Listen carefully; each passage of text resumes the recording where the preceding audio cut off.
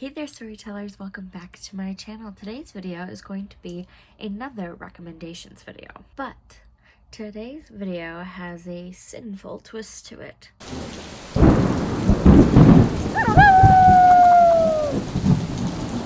As you can see, I'm going to be giving you recommendations for books based on the seven deadly sins. For those unfamiliar with the 7 deadly sins, they are lust, gluttony, greed, sloth, wrath, envy, and pride. I'll give you a quick definition of each one before my recommendation, so let's get right on into it. So in no particular order, I'm just going to kick things off with lust, which is generally thought of to be an inordinate sexual desire, and that's the definition we're going to go with because that is genuinely what it means when you lust after something. You desire it so intensely that it's kind of all-consuming. And my recommendation for lust is specifically King of Fools by Amanda Foody. This is the second book in the Shadow Games trilogy, and in this one in particular, the relationship between Anne and Levi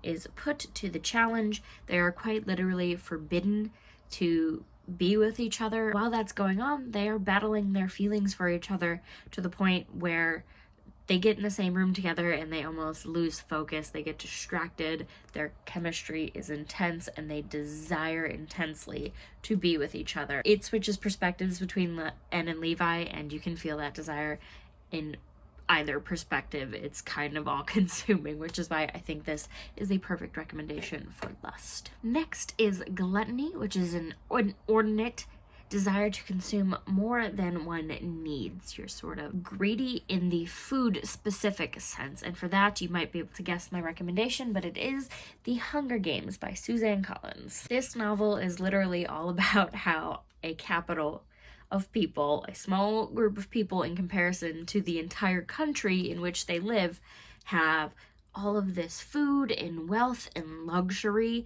that they hold on to, specifically the food, because the outlying districts are starving, quite literally. The capital represents gluttony to a T, so that is why The Hunger Games had to be the recommendation for gluttony. The next deadly sin is greed, which is described as the desire for material gain or wealth, and for that my pick is Needful Things by Stephen King. This follows the stories of people living in a small town in Maine who fall victim essentially to the devil. He rolls into town one day and he promises them whatever their greatest desire is, be it a rare baseball card, the last figurine in their collection, tickets to a game they've always wanted to see, a jacket, a car, whatever you can sort of think of as your ultimate desire. Leland Gaunt has it in his shop, Needful Things, but the price is steep. Basically, the townfolk get sort of conned into making deals they might not have otherwise made and doing things they might not have otherwise done, driven by their greed for that one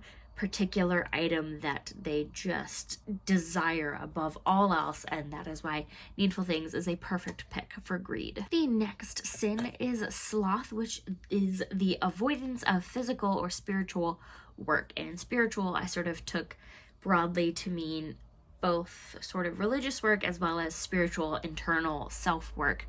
And for that, I'm going with a book I have yet to read but I think might fit the bill, and that is Kind of a Big Deal by Shannon Hale. This follows a girl named Josie who drops out of high school to become a star, and when that doesn't quite pan out as long as she had hoped it would, she ends up back at home. At some point, she starts reading to escape, to get away from her troubles and her woes, and eventually she starts literally escaping into the novels that she is reading and becoming the characters within it. I feel like because sloth is the avoidance of spiritual work, Kind of a Big Deal sort of fits the bill because she's avoiding real life by entering novels. She's literally escaping to fantasy, and she's avoiding doing the work in her real life to make it as fantastic and wonderful as it is in these stories that she's reading, which is why I think this is a great fit for sloth. The next sin is wrath, which is defined as manifested in the individual who spurns love and opts instead for fury. So instead of taking the peaceful, loving approach to a situation, you opt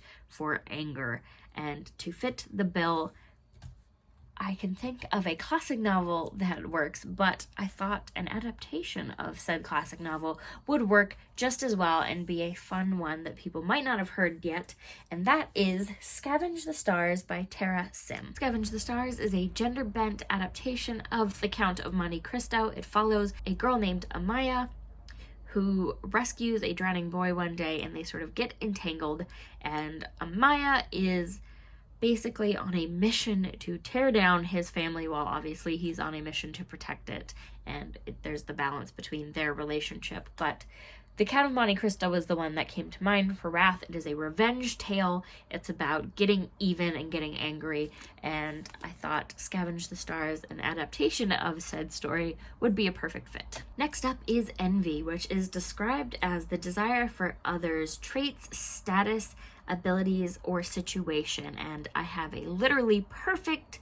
novel to fit this bill, and that is How to Be Popular by Meg Cabot. This follows a girl named Steph who finds a book in her friend's grandmother's attic called How to Be Popular, which gives you tips on how to present yourself, how to carry yourself, how to be everything you need to be popular among your peers. And Steph decides to take its advice because there's nothing she is more than envious of the popular crowd. She wants to be the popular girl that dates the popular guy, have that perfect all-American high school experience, and without spoiling anything, she learns that popularity might not be all it's cracked up to be, but the envy present in Steph when she looks upon her peers is blatantly obvious, which is why How to Be Popular is a perfect choice for envy. The very last of the 7 deadly sins is pride, which is defined as an excessive belief in one's own abilities, otherwise known as vanity. For this recommendation, I am picking another second book in a series very specifically, and that is Legendary by Stephanie Garber. So while Caraval follows a girl named Scarlet looking for her sister in a game, Legendary follows Donatella, Scarlet's sister, who is also playing this game now in a sort of round 2, but it follows the elusive Legend as well, who is the creator of the game Caraval. The game is high stakes, no holds barred, deadly sometimes, you give up more than you get sometimes kind of game, and Legend is always confident that he will win. He thinks there's nothing anyone can do to surprise him anymore. He's sort of jaded, he's seen it all, he knows his game, he knows his players, and he's confident there's nothing that's going to shake him, but he learns he might be wrong. I don't want to give too much away because if I do, it'll sort of spoil the surprise of who Legend is, though you may be able to guess it as you're reading it yourself, but Legendary totally fits the bill for pride because Legend is very proud of himself and his game. That is it for my 7 deadly sins recommendations. If you enjoyed this video, let me know by leaving a like down below, and you should definitely click the subscribe button to keep up with me and all of my bookish adventures. And if you want to keep up with a vlog-a-ween for the rest of October, which I highly recommend you should definitely ring the little bell so that you don't miss a beat. I will see you tomorrow. Bye!